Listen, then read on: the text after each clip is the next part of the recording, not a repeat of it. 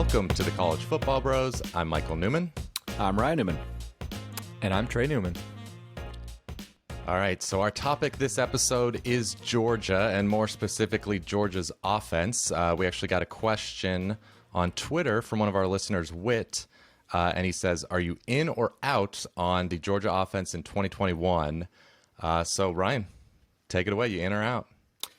I'm in, baby. I'm in on Uga's offense. I like the group. I do. Of course, JT Daniels is the trigger man. He was he turned it around. I mean, it was pretty rough at the beginning of last year. They had a major curveball thrown at him with Jamie Newman deciding not to play. And then, of course, their first two QBs, DeJuan Mathis and Stetson Bennett, just clearly weren't the suitable replacements and the level of quarterback that they need to be competitive at the level they need to be or should be. So JT Daniels, though, stabled that ship, man. He was pretty good at the end of the year. I like the O-line.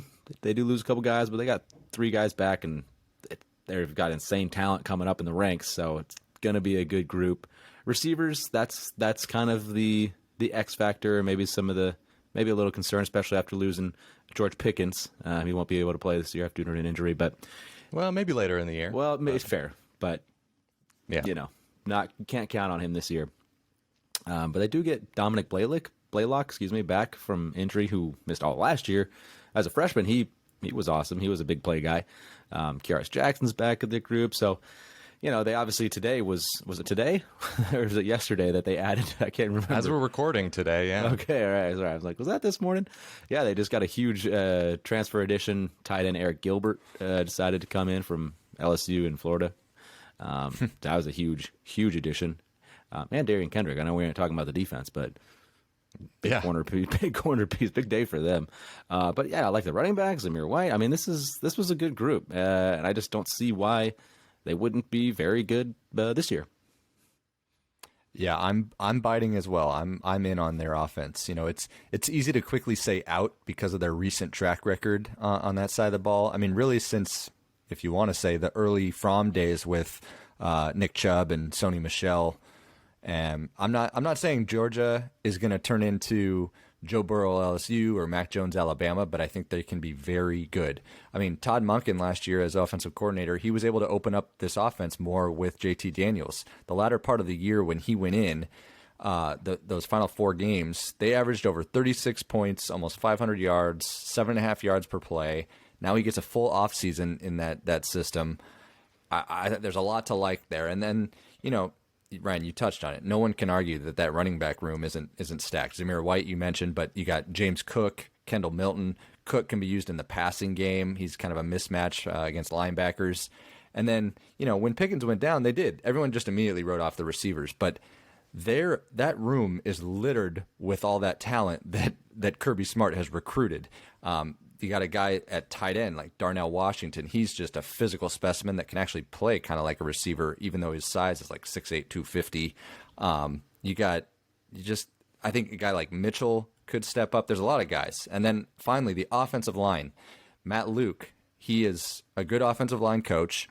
They're transitioning that line to focus more on athleticism and endurance as opposed to just block and run. So I think overall it's not going to look exactly like the Georgia offense that we've seen the past few years. I am with you guys. We're all in. I wish that we saw JT Daniels against some full strength, good defenses last year. That would make me feel more confident in being in, but he did well against the opponents he did face.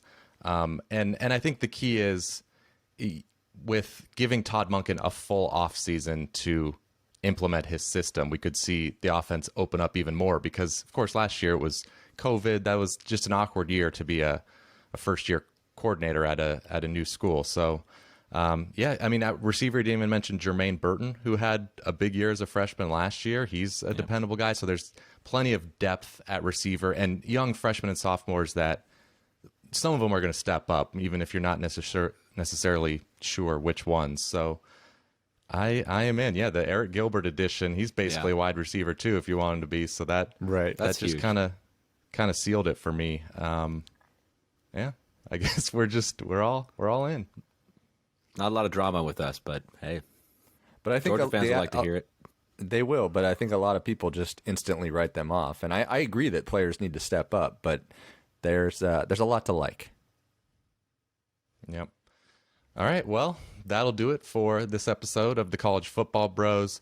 If you are watching this and you're a Georgia fan, be sure to subscribe because we're going to we'll preview every team this summer in advance of the season, but we'll have a whole week for sure leading up to the season on the SEC. I'm sure there'll be another Georgia episode in there because they're, of course, certainly one of the top 5 teams in the country, and with these additions, maybe they're top 2 or 3. We'll see. Yeah. But thanks for watching. We'll see you next time. You've been watching the College Football Bros. Be sure to subscribe here on YouTube and in your podcast app for college football content all year round. For bonus episodes and access to our Discord chat, join our Patreon at patreon.com/collegefootballbros.